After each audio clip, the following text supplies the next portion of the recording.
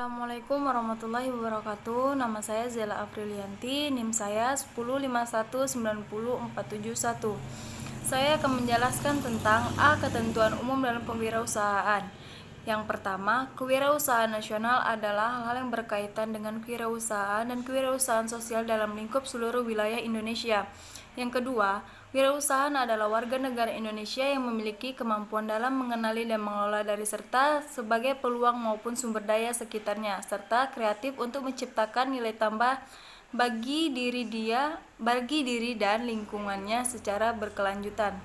Yang ketiga, wirausahaan sosial adalah wirausahaan yang menjalankan kegiatan usaha wirausahaan sosial. Yang keempat, wirausaha pemula adalah wirausaha dan kewirausahaan sosial yang memulai kegiatan perwirausahaan dalam kategori usaha mikro dan kecil dengan jangka waktu kurang dari 42 bulan sejak terdaftar di lembaga perizinan usaha. Yang kelima, kewirausahaan adalah semangat, sikap, perilaku, dan kemampuan warga negara Indonesia dalam mengenai usaha dan atau kegiatan yang mengenai pada upaya mencari keciptaan, menerapkan cara kerja teknologi dan produk baru dengan meningkatkan efisiensi dalam rangka memberikan pelayanan yang lebih baik dan atau memperoleh keuntungan yang lebih besar.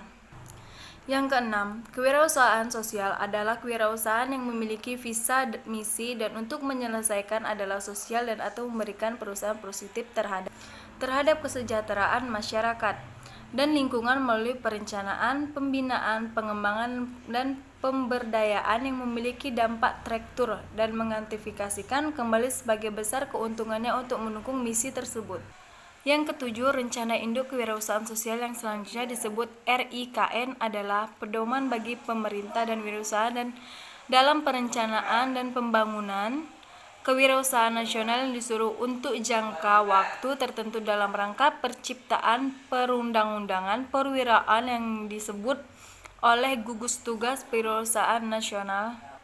Yang ke-8, Gerakan Kewirausahaan Nasional adalah keseluruhan program dan kegiatan kewirausahaan yang bersifat terpadu, struktur dan sistematis guna mewujudkan kebandingan bangsa.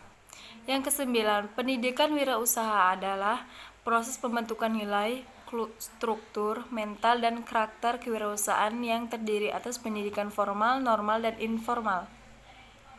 Yang ke-10, informasi adalah kemampuan menerapkan kreativitas dalam rangka memecahkan masalah dan penemukan peluang. Assalamualaikum warahmatullahi wabarakatuh. Saya yang bernama Eko Wahyudi, NIM 105190195 akan mencoba melanjutkan materi tentang etika dalam berwirausahaan. B. Norma dalam etika dalam berwirausahaan adalah: dalam arti luas, etika adalah tata cara berhubungan dengan manusia lain. Etika yang sering disebut sebagai tindakan mengatur tingkah laku atau perilaku manusia dengan masyarakat. Tingkah laku perlu diatur agar tidak melanggar norma-norma atau kebiasaan yang berlaku di masyarakat. Jadi untuk berwirausahaan dapat dilakukan dengan cara: 1. Memiliki modal, 2. Menyetor modal dan mengelola dan ditangani oleh pihak mitra, 3. Hanya menyerahkan tenaga namun dikonversikan ke dalam bentuk saham sebagai bukti kepemilikan usaha. Dalam etika kewirausahaan perlu ada ketentuan yang mengatur, yaitu: 1. Sikap dan perilaku seorang pengusaha harus memiliki norma yang berlaku dalam suatu negara atau masyarakat. 2. Penampilan yang ditunjukkan seseorang pengusaha harus selalu apik dan sopan. 3. Cara berpakaian pengusaha harus sopan dan sesuai dengan tempat dan waktu. 4. Cara berbicara seorang pengusaha harus mencerminkan usaha yang sopan dan tata krama. 5. Gerak-gerik pengusaha dapat dapat menyenangkan orang lain, hindari gerak-gerik yang dapat mencurigakan. Yang selanjutnya adalah etika atau norma yang harus ada dalam benak dan jiwa setiap pengusaha adalah: 1. Kejujuran, 2. Bertanggung jawab, 3. Menepati janji, 4. Disiplin, 5. Taat hukum, 6. Suka membantu, 7. Komitmen dan menghormati. Assalamualaikum warahmatullahi wabarakatuh. Saya Mila Oktasari, NIM 1051901176. Saya akan menjelaskan etika atau norma kewirausahaan. Kemudian etika atau norma yang harus ada dalam benak dan jiwa setiap pengusaha. Yang pertama yaitu jujur. Seorang pengusaha harus selalu jujur dalam berbicara maupun bertindak. Yang kedua yaitu bertanggung jawab. Pengusaha harus bertanggung jawab terhadap segala kegiatan dalam bidang usahanya. Yang ketiga yaitu menepati janji.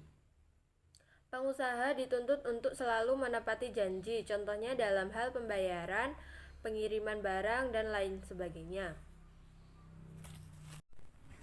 Dalam berwirausaha dapat dilakukan dengan cara: 1. Sikap dan perilaku seseorang pengusaha harus mengikuti norma yang berlaku dalam suatu negara atau masyarakat.